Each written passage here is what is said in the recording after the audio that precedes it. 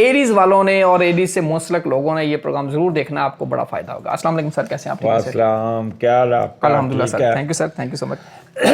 عاطف، آپ نے جو سوال پوچھا ایریز، پہلے تو ایریز ہوتے کون ہیں؟ ٹھیک ہے، وہ لوگ جو 21 مارچ سے لے کے 20 اپریل کے درمیان پیدا ہوتے ہیں وہ ایریز کہلاتے ہیں۔ میں خود بھی ایریز ہوں، 8 تاریخ کو میری سالگرہ بھی ہے۔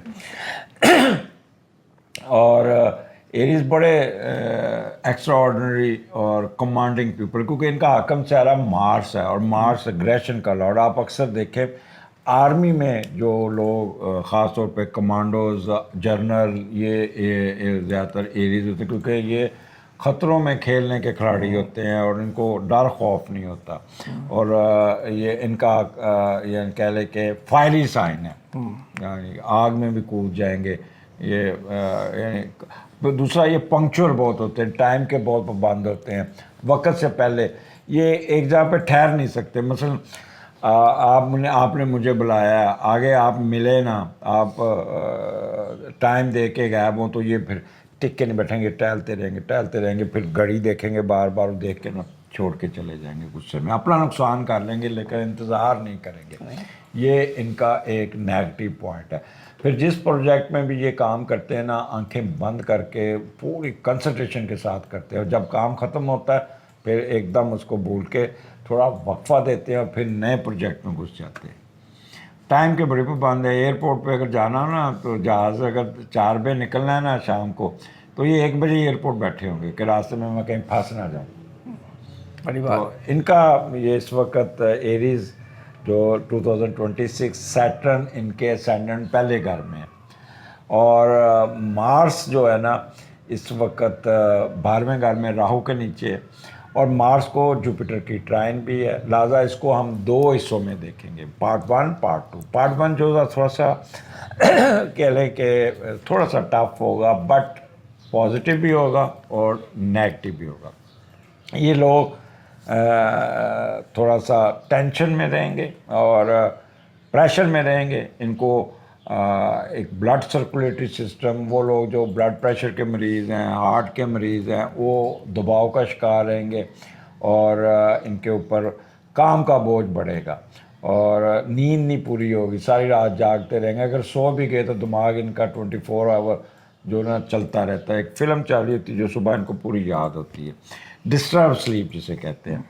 اور اس کے علاوہ اس مہینے ان کی نظر کمزور ہوگی، آنکھوں پہ پریشر بڑھے گا، آنکھوں میں درد رہے گا ان کے، اور یہ دوسرا سانس بہت چڑھے گا۔ ٹھیک ہے، اب ان کو یہ اس کے بعد مارس جو آ جائے گا ان کے اسٹینڈرڈ میں آ جائے گا، تو تھوڑا سا اگریشن میں زیادہ چلے جائیں گے۔ ان کو کیا پریکاشنز ان کی یہ ہے کہ ایک تو روزانہ واک کریں، غصے سے پرہیز کریں، ایک دم ریکٹ نہیں کرنا، ایک دم لڑنے کو نہیں پڑنا، اور دوسرا آپ نے بجلی، آگ اور شارپ تھنگ جسے کہتے ہیں تیز دھار آلوں سے نہیں کھیلنا۔ اب آپ ایریز کا یہ ہوگا کہ مثلا خواتین ایریز وہ سبزی کاٹ رہی ہیں نا تو دھیان ادھر ہوگا، اوئی کٹ لگ جائے گا۔ ٹیلی فون سن رہی ہیں، وہ برنر کھول دیں گی تو باتوں میں پڑی ہوں گی، آگ لگائیں گی، ایک دم آگ منہ پہ پڑے گی۔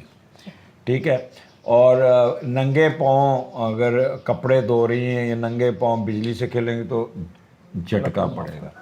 تیسرا، ان کو مچھر بڑے کاٹیں گے، بال بہت گریں گے، اور چوتھا آپ نے جھاڑیوں میں ہاتھ نہیں ڈالنا، آپ نے کھڈیاں ہاتھ نہیں ڈالنا۔ اور خواتین کو دورہ پڑتا ہے نا، الماری کھول لیتی ہیں، ساتھ ساتھ باتیں کر رہی ہوتی ہیں، کپڑے نکال، تو وہاں پہ کوئی نہ کوئی انسیکٹس آپ کو کاٹ سکتا ہے۔ ٹھیک ہے، کوشش کرنا ہے کہ آپ نے اسنیک ایریا میں نہیں جانا، گاڑی پارکنگ میں لگانی۔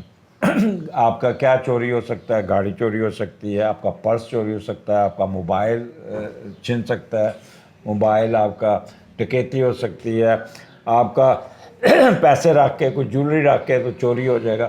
تو آپ نے ان چیزوں سے بھی احتیاط برتنی ہوگی، یہ نہ ہو کہ آپ کو اور پھر دوسرا آپ نے پولیس سے بالکل نہیں الجھنا، چلان ٹکا کے ہونا ہے، اور آپ آگے بحث کریں گے نا تو آپ کو لیگل ایشوز میں گھسنا پڑ جائے گا۔ تیسرا، آپ نے اپنے معاملات عدالت میں نہیں لے کے جانا۔ اگر کوئی فیصلہ، کوئی انکوائری یا کوئی چل رہی ہے اس مہینے، اس کو آگے لیجیے گا، کیونکہ 90% چانس ہوگا کہ فیصلہ آپ کے حق میں نہیں ہوگا. تو بہتر ہے اپنے معاملات کو آگے لیجیے گا. نمبر 5 6 کافی ہو گئے. اب نمبرنگ آپ کو میرے یاد نہیں رہی. آپ نے ایک کرنا ہے کہ آپ نے خواتین یہ ہسبینڈ کے ساتھ میچ نہیں ڈالنا. یہ it's a tough time for them. They will get affected their married life. اور لڑائی جھگڑے کے بعد آپ لوگوں نے سامان اٹھانا ہے, میکے چلے جانا ہے. اور اگر آپ میکے چلی گئی تو سمجھ لیں کہ 6 مہینے پھر واپس نہیں آتی.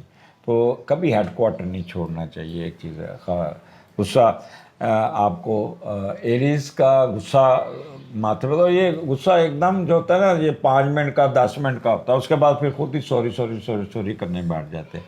اگر آپ کا میاں اگر آپ کا ایریز آپ کا میاں اگر اسکارپیو ہے یا غصے والا ہے نا, تو 5 منٹ برداشت کر لیجیے گا. 5 منٹ بعد وہ آپ سے نہ سوری کرے تو مجھے کہہ دیجیے گا. ریئیکٹ نہیں کرنا, غصے میں نہیں آنا. باس آپ کے ساتھ کرٹیسائز کرے گا, باس آپ کو لڑنے کو پڑے گا اور یہ آپ کو تنگ کرے گا. دوسرا, آپ کے کام ڈیلے ہوں گے. آج کا کام کل پہ چھوڑیں گے, سستی کی بوری ہو جائیں گے. آپ نے جہاں بھی جانا وقت سے پہلے نکلیں. ٹائم مینجمنٹ ضرور کیجیے گا. راستے میں ٹریفک میں پھنس جائیں گے, یا آپ کی فلائٹ ڈیلے ہو جائے گی, یا آپ کا اگلی کنیکٹڈ فلائٹ مس ہو جائے گی, اور گاڑی راستے میں خراب ہو جائے گی.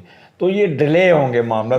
سیٹرن ہمیشہ ڈیلے کا لارڈ ہے, تو معاملہ ڈیلے ہوں گے اور پھر آپ ذہنی تناؤ کا شکار ہوتے ہیں. جب بھی سیٹرن فال میں آتا ہے تو 3 گھر افیکٹ ہوتے ہیں. ایک تو جہاں پہ سیٹرن بیٹھا ہے, کہ آپ کا دماغ, آپ کا گھر, آپ کا.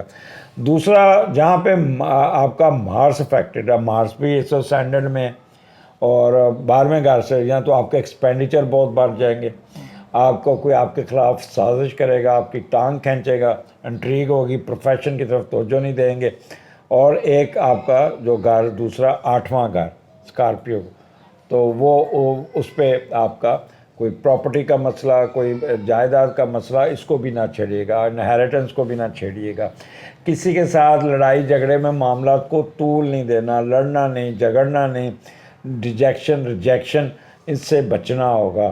اور اسپاؤس کی طرف سے جو پیسے آنے وہ تھوڑی ویٹ کر لیجیے گا. 20 اپریل کے بعد جا کے کوئی ریئیکشن شو کیجیے گا. اگر اس سے پہلے ریئیکشن کیا تو وہ آپ کے لیے اچھا نہ ہوگا. سر یہ آپ نے ایریز والوں کے لیے بڑا ٹف ٹائم بتا دیا. یہ کب ٹف ٹائم نہیں ہے, مینجمنٹ پلان دیا ہے. یہ جو بڑے دوست پوچھیں گے یہ کب تک یہ ختم ہوگا؟ یہ 21 اپریل جب داخل ہوں گے تو سکون آ جائے گا.